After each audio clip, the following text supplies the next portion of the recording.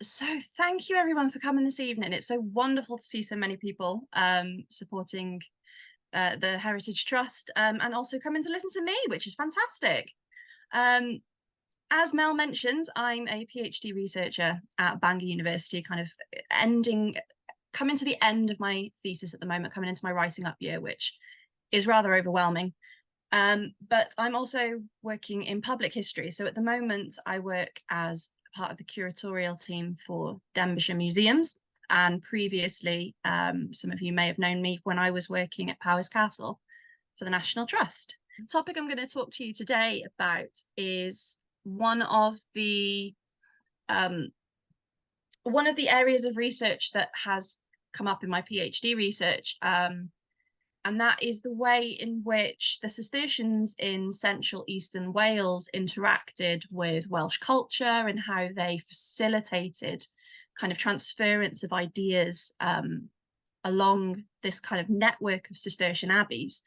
So my PhD research in a nutshell is kind of looking to explore how quote unquote Welsh were the Cistercian communities along the central eastern border of Wales. It was not an easy yes or no answer.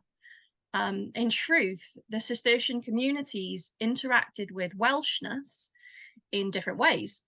So it's probably better to view it on a spectrum rather than as an absolute.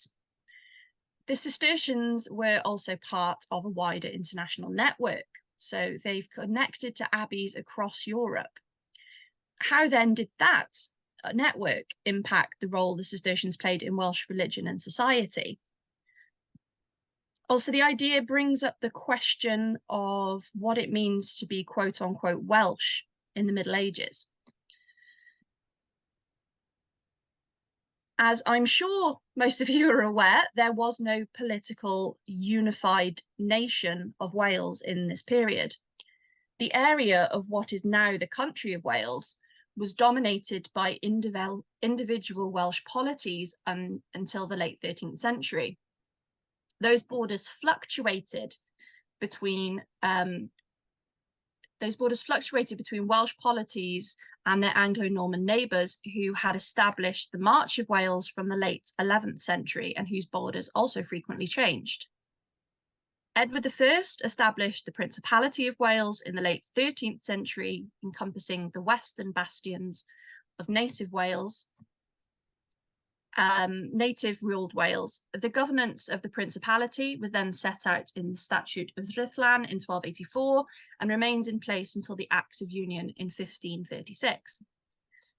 Between the Crown-ruled Principality of Wales and the country of England lay the Marches of Wales, still ruled by the successors of the Anglo-Norman Marcher Lords who, in a bizarre twist of fate, found themselves often upholding the traditions of Welsh law and custom.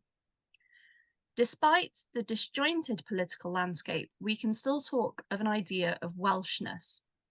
It can be found in language, law, a shared history and religion, particularly in the veneration of saints. Place names and personal names also give us an insight into a Welsh identity. The aim of this talk then is to explore what the surviving material culture of the Cistercians in central eastern Wales can tell us about how Welsh the communities were and to what extent they interacted with and facilitated Welsh culture. It will also consider the two-way connectivity of the Cistercian network and the role that played in transferring cultural ideas within Wales and with the wider world. The geopolitical space of central eastern Wales gives a unique context in which to explore these ideas. It's a space that's influenced by native Welsh traditions, but is also open to new ideas making their way through the border region of England. So I'll be focusing on the Abbey at Cwmhir as my case study for the talk, but I will be bringing in examples from Strathmarcella and Valley Crwcus to support the arguments. Originally, I'd hoped to include the nunnery of Llanllegan in my discussion.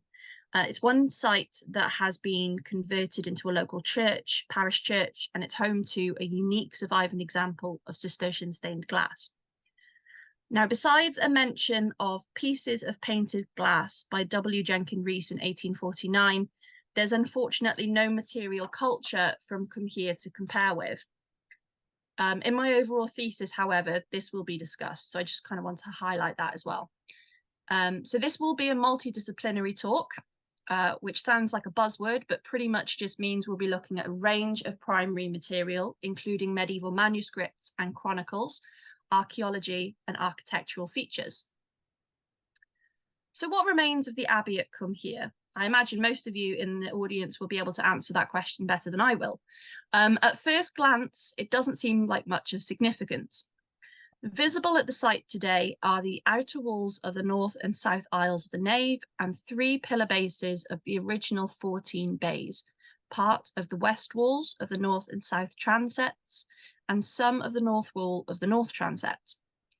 Small-scale excavations were carried out in the 1820s and 1890s, followed by surveys in the 1980s and 1990s, which posed questions about the location of the cloister and auxiliary buildings. More recently, aerial photography has been used to show the abbey in the features of the wider landscape and identified a possible monastic cemetery, which was confirmed during trial excavation in 2019. Our understanding of Cumhir, along with many other monastic sites in Wales, will undoubtedly continue to benefit from future archaeological excavation. The features from Cumhir, as at other monastic sites, were reused by locals following the dissolution of the monasteries, and some carved and dressed stone salvaged from the abbey have become integrated into architectural features at Abbey Cumhir Hall and the local church. Sian Rhys, Nigel Jones, and Robert Sylvester noted, to quote, "Cumhir has been cited as the source of a range of unusual or exotic objects in the churches of the surrounding region, in a manner that finds a ready parallel in the legends about church roofs and screens that have germinated in many other parts of England and Wales. Often these legends originate, at least in prints, from the 19th century during a time of Gothic revival, so often need investigation. And while some of the traditions can be dismissed as embellished local folklore, several local churches contain evidence of material from Cumhir. Rhys, Jones, and Sylvester commented, to quote, St Kinlaw's Llanbister and the churches at Llananno and Llanbadynfynedd and Nantmel all contain blocks of Grinshill stone which are unlikely to have derived from anywhere other than Cumhir. The best surviving example of architecture from Cumhir, though, now stands in Llanidloes Church.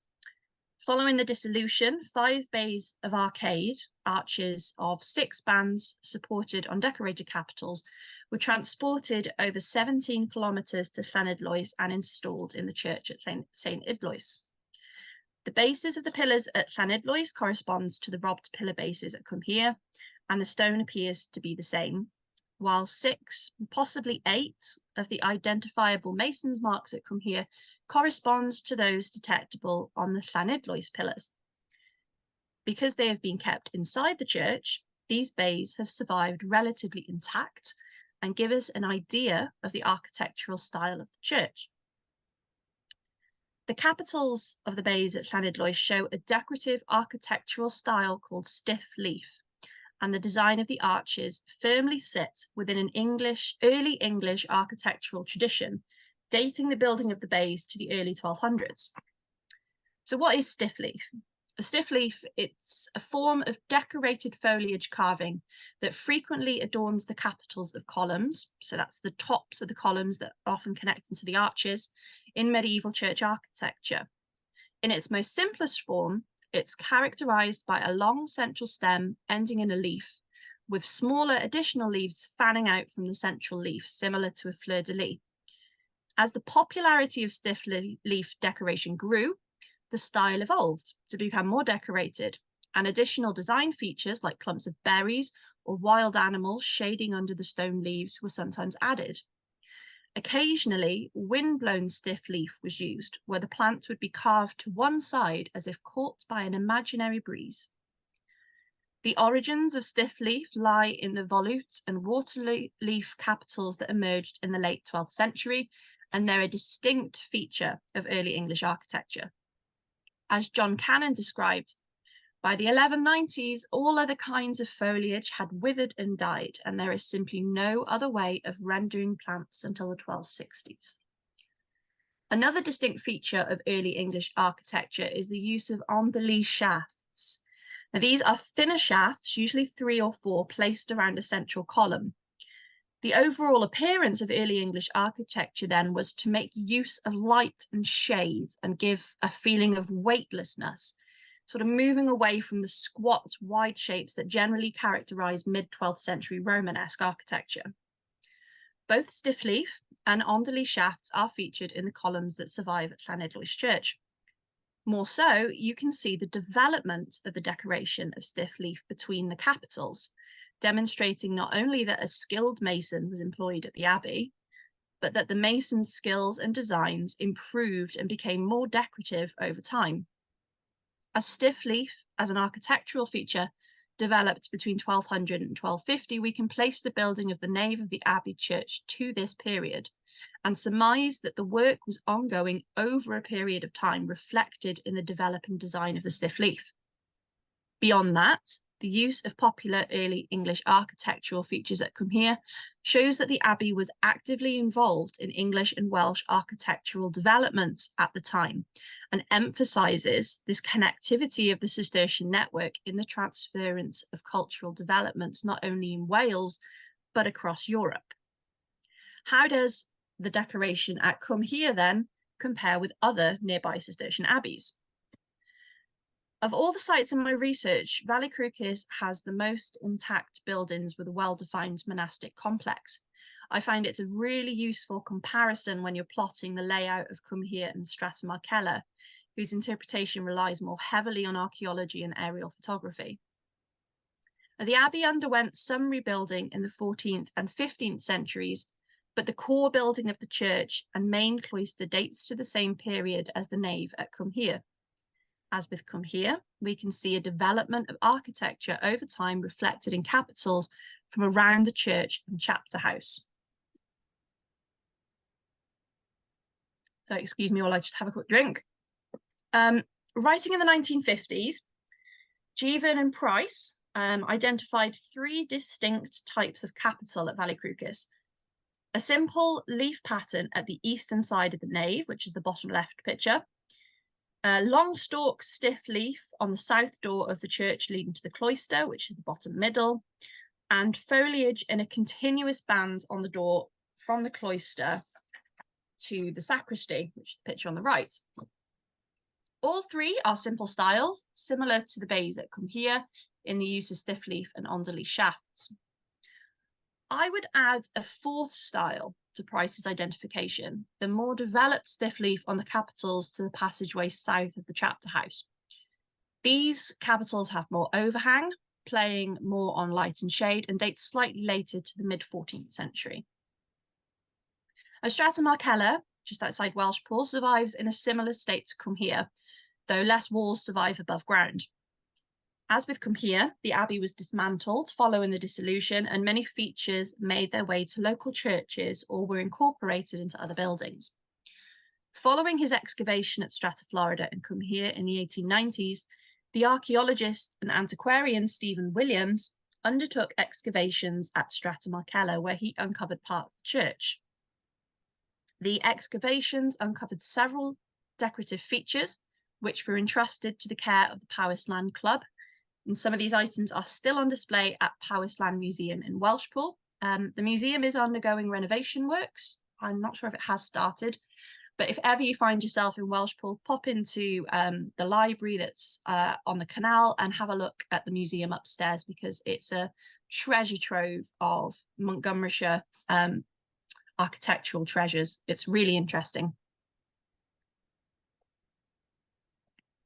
Now, Williams, along with his colleague MC Jones, published their findings in the Montgomeryshire collections, which contained 17 plates of drawings of various floor tiles, carved stone, and pillar bases. From these drawings, we can see that, like Valley Crwcis and Cwmhir, the nave was decorated with bays of arcade of an early English style, with en-delys shafts and stiff leaf capital.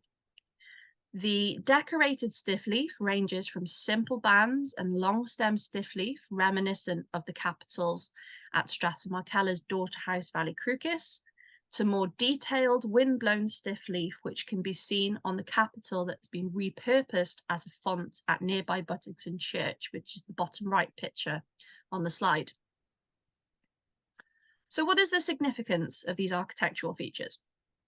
Well, as the name Early English suggests, these features were not constrained to Welsh monasteries.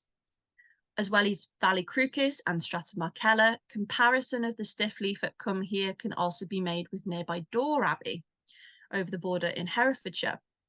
As early as the 1890s, Stephen Williams also linked the general character of the Cumhir base with the nave at Llandaff Cathedral.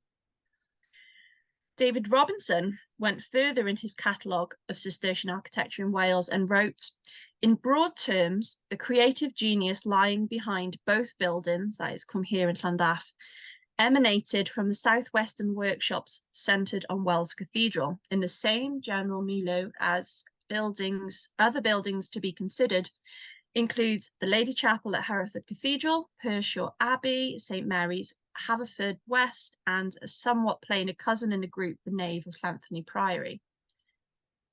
These are decorative architectural features that spread, gained popularity, and became fashionable. Here then we have 3 border abbeys in Wales engaging in fashionable architectural developments in the early 13th century over a period of time in which the decoration developed. The architecture at Cumhir then did not develop in isolation, but played a role in the shared decoration of other nearby Cistercian houses, bringing wider European trends in architecture to a Welsh context. Now, patronage of Cumhir fluctuated with border disputes in the 13th century, mainly between the rulers of Gwynedd and the Marcher Mortimer family. So it makes it a bit difficult to pinpoint the patron of the ambitious rebuilding of the church at Cumhir. But stiff leaf and other early English features are present at several Welsh Cistercian monasteries that remained under native patronage. So we can say that rather than developing in isolation, the architecture of the Welsh abbeys developed in line with wider European architectural trends. And moving away from architecture and archaeology, the Cistercians in Wales also played a fundamental role in medieval Welsh literature. Monasteries provided networks for the transference of texts, while monastic scriptoria produced Welsh manuscripts in Latin, Welsh, English, and French. Cistercian communities also acted as patrons for Welsh poets in the later Middle Ages. Now, unlike most of the abbeys in Wales, Cumhir doesn't feature in any of the surviving medieval Welsh poetry, but Daniel Hughes did include the abbey as a possible source for some of the poetry that's featured in the Hendragadredd manuscript, which was compiled at the Cistercian Abbey of Strata Florida in the 14th century.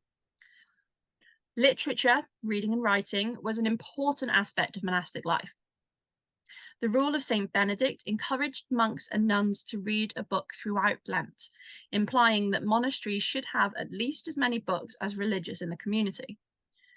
The Cistercian foundational text, Carta Caritatis, stipulated that all Cistercian houses were to have the same liturgical books and, quote, all books necessary for the day and night hours and for Mass, so that there may be no discord in our conduct.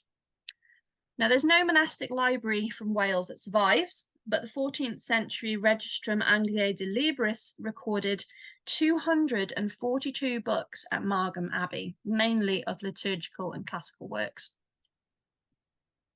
When it comes to Cistercian literature in Wales, the survival of sources becomes a bit problematic. We know from the library list of Margam and the statutes that were put in place by the General Chapter that there was, unsurprisingly, an emphasis on liturgical texts. But those are not the manuscripts that have survived. The manuscripts that survive from Welsh Cistercian scriptoria today are mainly concerned with history and genealogy, and they generally reflect the interests of 16th and 17th century Welsh antiquarians, as well as the destruction of liturgical books following the Reformation. But some of the most invaluable manuscripts for historians today were compiled in Cistercian scriptoria, including the manuscripts that make up the Welsh chronicles Brut Tywysgion and Brut y Brenhinedd, the White Book of Rhydderch, and the Latin chronicles of Wales, Annals Cambriae. In particular, Valley Crucis emerged as a centre of translation in the 13th century and produced several significant manuscripts, such as Penarth MS-20 and the Black Book of Basingwork. Oftentimes, these manuscripts were a compilation of texts or memorandum, or copies and translations of other texts. So much early medieval Welsh prose and poetry has survived only in later copies. No manuscript of Cumhir provenance survives, but if we approach the surviving texts from the perspective of compilation of various sources, we can recreate a scenario of chronicling at Cumhir Abbey in the mid-13th century. The Annals Cambriae is the collective title for 4 separate manuscripts dating from the 12th century, each deriving from sources at St. David's that provide a Latin history of Wales alongside a history of England, Ireland, Cornwall, Scotland, and further afield. The B text of the Annals Cambriae, now in the National Archives at Kew, was compiled at the Cistercian Abbey of Neath in the 13th century from various Cistercian sources. A section of the chronicle from the mid-1200s appears to have derived from Cumhir. The reporter of this section evidently had a detailed knowledge of the geography of Meiliennydd and the Central March and was familiar with the Mortimer family. They also felt it was important to observe the death of Abbot Gruffydd of Cumhir in 1261. Cistercian provenance is further emphasised in the entry for 1264, where the reporter refers to a disagreement between Citeaux and Clairvaux, the 2 most significant houses of the Cistercian order, which was submitted to Rome for arbitration. So in this section, we see a blend of Welsh and wider Cistercian events recorded together, which kind of reflects this multi-layered identity of the Cistercians in Wales. Both events, from within Wales and within the Cistercian order more generally, were noteworthy to the chronicler. This mid-13th century section also includes material from 2 other Welsh Cistercian houses, Whitland and Strata Florida, but was also conflated with annals from Waverley, which is a Cistercian abbey in Surrey. So in this one small section of the Annals Cambriae, we can see the significant transference of texts and information along the Cistercian network and even across political boundaries. But what does the section of the mid-1200s tell us about the scribe at Cumhir, whose report was incorporated into the B text? He was familiar with the Mortimer family, mentioning in 1262 Dominus Rogerus, a reference to Roger Mortimer, yet the chronicler felt he didn't actually need to specify the family name. He was that close to them. He was evidently learned, but not the abbot, whose death he records in 1261. Foremost, he had strong Welsh sympathies. When, in 1257, Welsh forces defeated English troops at Montgomery Castle, he reported, Deo adjuvante Walensis prevaleront. With God's help, the Welsh prevailed. He was informed of current political developments by word of mouth or even writing, and his titles for Llywelyn ap Grufydd of Dominus and then later Princeps reflects the language that was used in Llywelyn's own acta. He used Welsh place names. So for Montgomery, he specifies Scilecet Castellum Balwi, that is the castle of Baldwin. And the Welsh place name for Montgomery is Trefaldwyn, which literally translates as Baldwin's town. And the chronicler's emphasis on Montgomery could be reflective of the damage of Cumhir's woods at their grange at nearby Kerry by, quote, men of Montgomery. But also Strata Florida held a grange near Montgomery at Abermule, and their barn was burned and destroyed by English forces in 1263. So both abbeys had a score to settle against the English at Montgomery. And despite the pro-Welsh attitudes of the chronicler, he never records anything openly negative against the Mortimers, which is a wise decision given the Mortimers' benefaction of the abbey. So what can we take away from these examples? Well, to conclude, Material culture is an aspect of the study of history that is becoming more appreciated by historians and academics. And a multidisciplinary approach to the past can unlock new ideas and pose different questions. Even at sites like Cumhir and Strathmarkella, where we're more reliant on aerial photography and Victorian archaeological excavations, it is possible to consider the role the Cistercian abbeys of Wales played in facilitating architectural ideas. The architectural examples I've discussed from Cumhir, Strathmarkella, and Valley Crwcis demonstrate that the Cistercian order in central eastern Wales actively engaged with fashionable trends in architecture over a prolonged period of time. The style of the capitals from Cumhir that have survived at Llanidloes belong to a wider tradition of stone carving, bringing a geographically isolated abbey in central Wales into a pattern of European architectural developments. The connectivity of the Cistercian network facilitated the transfer of these ideas. As well as engaging in wider European trends, the Cistercians made invaluable contributions to Welsh culture in the Middle Ages. Cistercian scriptoria produced the most significant Welsh language manuscripts from the medieval period that have survived today, and historians of medieval Wales are indebted to the Welsh Cistercians' engagement with Welsh language, history, and literature. This is particularly evident at Valley Crwcis, where the community produced manuscripts of Welsh history and chronicling in the vernacular, drawing on a variety of sources, which were shared among Cistercian houses from the 13th to the 15th centuries. As well as Welsh history and literature, the Cistercians patronised Welsh poetry in the later Middle Ages. And to an extent, that filled the gap. They were filling the gap left by the native Welsh rulers. 11 Welsh Cistercian houses were represented in the surviving Welsh medieval poetry. Abbot Dafydd ab Owain of Aberconwy, previously Abbot of Strathmarkella, had as many as 13 poets praise him in their poetry. The way in which the Cistercians interacted with Welsh culture then epitomises the unique talent of the white monks to adapt to their locality. They retain a multi-layered identity, balancing their allegiance to their locality with their support of the Cistercian order.